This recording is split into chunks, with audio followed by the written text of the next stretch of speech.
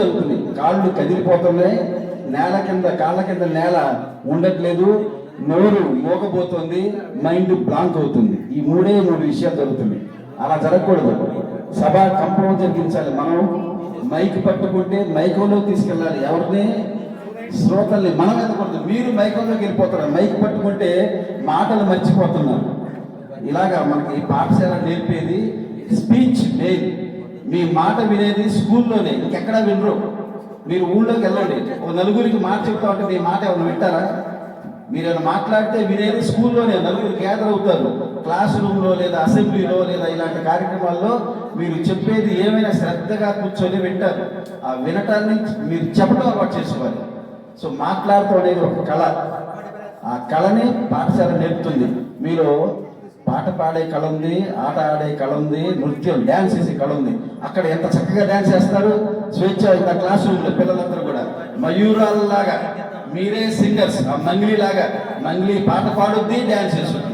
మీరందరూ మంగ్లీలు అయిపోయారు, పాట పాడుతున్నారు, డ్యాన్స్ చేస్తున్నారు. మీరు మరి మాట్లాడటానికి ఏమైంది? పాట పాడుతున్నారు, డ్యాన్స్ చేస్తున్నారు కదా. అట్లా మాట్లాడటం అలవాటు చేసుకోండి. ఏదైనా అడిగితే ఇక్కడ స్టేజ్ మీద చెప్పడం అలవాటు చేసుకోండి. పిల్లలు చాలా మాస్టారు అందరూ చెప్పారు, చాచార్యులు అసలు ఇవాళ ఎందుకు వచ్చింది, మన పిల్లలు కూడా చెప్పారు. ఒక చిన్న విషయం మనం ఈ సందర్భంగా 10th క్లాస్ వాళ్ళకి కొన్ని విషయం చెప్పుకుందాం. 10th క్లాస్ వాళ్ళకి పిల్లలు, మీ అందరికీ 10th క్లాస్లో తెలుగులో లేదా 9th క్లాస్ వాళ్ళకి రామాయణం మీద పాట ఉందా? రామాయణం తెలుసు కదా. రామాయణం కథ అంతా అందరూ తెలుసు కదా. రామాయణంలో ఒక విమానం ఉంటుంది.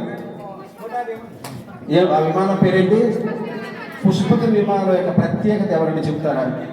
ఒకే ఒక స్పెషాలిటీ ఉంది. పుష్పక విమానం ప్రత్యేకత.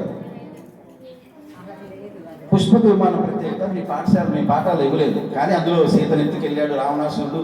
తర్వాత మళ్ళీ సీతని రావణాసురుడు చంపేసిన తర్వాత వాళ్ళు ముగ్గురు మళ్ళీ అయోధ్యకు వచ్చారని చెప్పింది. అవునా? పుష్పక విమానం స్పెషాలిటీ ఏంటంటే, వినాలి. ఇప్పుడు నేను మైక్ పట్టుకున్నా, క్లాస్ అనుకున్నారు, మళ్ళీ మొదలు పెట్టారు. ఇక్కడ మాట్లాడమంటే సభా కంపం, కాళ్ళు ఒలిగిపోయింది. ఇక్కడ కూర్చుంటే ఒక్కళ్ళకి సరిపడాలి, ఇద్దరు కూర్చుంటే ఇంకొకటి సరిపడా ఒక సీట్ ఉంటుంది ఖాళీ, ముగ్గురు కూర్చుంటే ఇంకొకళ్ళకి ఖాళీ ఉంటుంది. అంటే నలుగురు తర్వాత నలుగురు కూర్చున్నారనుకో, ఇంకెంతమంది ఖాళీ ఉంటుంది? ఇంకొకళ్ళకి ఖాళీ ఉంటుంది. అట్లా 10 మంది కూర్చుంటే 11వ వాడి కూడా ఖాళీ ఉంటుంది. అట్లా 100 మంది కూర్చుంటే 101 వాడి కూడా ఖాళీ ఉంటుంది. అంటే అలా ఎక్స్పాండ్ అవుతుంటుంది. అది సైంటిఫికల్ రీజన్ ఉంది. పుష్పక విమానం స్పెషాలిటీ అది. 10th క్లాస్ వాళ్ళకి ముఖ్యంగా ఎందుకంటే గుర్తు చేస్తున్నాం, ఇదే సభ. ఆ తర్వాత మళ్ళీ 6 నెలలు జరుగుతుంది. ఇప్పుడు హాఫ్ ఆఫ్ ది పీరియడ్ అయిపోయింది, సగం కాలం అయిపోయింది. 6 నెలలు అయిపోయిందా? విద్యా సంవత్సరం మొదలై పరీక్షలు రాసినారు, SA1 అర్ధ సంవత్సరం పరీక్షలు. మీకు మీ దగ్గర టైం లేదు లేదా? కానీ ఉంది. Time demands your time. టైమే మీ టైం డిమాండ్ చేస్తుంది. సమయ దేని కలిగే పుకార్ రహీ హై. సమయమే మీ సమయాన్ని కోరుతోంది. పుష్పక విమానం లాగా సమయం పుష్పక విమానం ఒకటే. నువ్వు చేసే కొద్దీ నీకు టైం దొరుకుద్ది.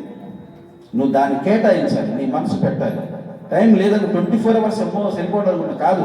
ఆ 24 అవర్స్లోనే ఇంకా టైం ఉంటుంది. పుష్పక విమానం లాగా నువ్వు చదవాలంటే ఇంకా టైం దొరుకుద్ది. అంటే నీ మిగతా పనులు వాయిదా వేసుకోవచ్చు. అట్లాగా నువ్వు నీ టైంని పుష్పక విమానం అనుకొని 10th క్లాస్ వాళ్ళు పరీక్షలో చూసాము, చాలా పూర్గా ఉంది. ఇంకా డెవలప్ అవ్వాలి 6 నెలలకి. అంటే అక్కడ రెస్పాన్స్, ఎగ్జామ్స్ రాసే విధానం, ఇంకా 4 పరీక్షలు 3 పరీక్షలు ఉన్నాయి. అవైనా బాగా రాయండి. మీరు ఇక నుంచి బాగా దృష్టి పెట్టండి. మరొకసారి పిల్లల్లో మంచి ఆనందం కనపడుతుంది. ప్రతిరోజు పండగ, చాచా నెహ్రూ స్ఫూర్తితో ప్రతిరోజు బాలల దినోత్సవం అనుకొని బడికి రండి. యూనిఫామ్ లేకుండా కూడా, యూనిఫామ్ లేకపోయినా ఇదే కలర్ఫుల్ ముఖంలో వెలుగొత్తి ఆనందంతో వచ్చి చక్కగా చెప్పే పాఠాలు నేర్చుకు ఆయన కోరుకున్నారు. ఆయన మన భారతదేశం పిల్లలందరూ కూడా సైన్స్, శాస్త్రీయ, సాంకేతిక రంగాల్లో ముందంజలో ఉండాలని IITs, విశ్వవిద్యాలయాలు కట్టించారు. ఆయన హ్యాండ్లోనే జరిగింది. ఇవన్నీ మీకోసమే, దేశ పౌరులు, భావి భారత పౌరులకి. ఆ స్ఫూర్తితో మీరు మరింతగా విద్యను అభ్యసించాలని కోరుకుంటూ, ఈ అవకాశం ఇచ్చిన మన ఉపాధ్యాయులకు, తోటి విద్యార్థులందరూ కూడా శుభాకాంక్షలు తెలుపుకుంటూ సెలవు తీసుకుంటున్నాను. Thank you.